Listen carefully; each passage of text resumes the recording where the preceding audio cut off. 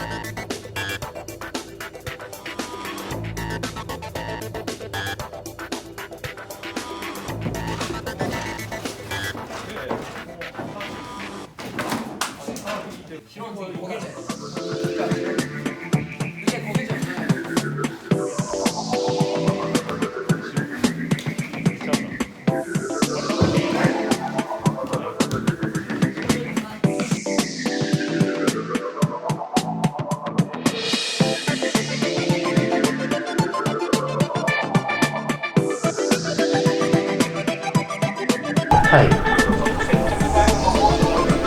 はい。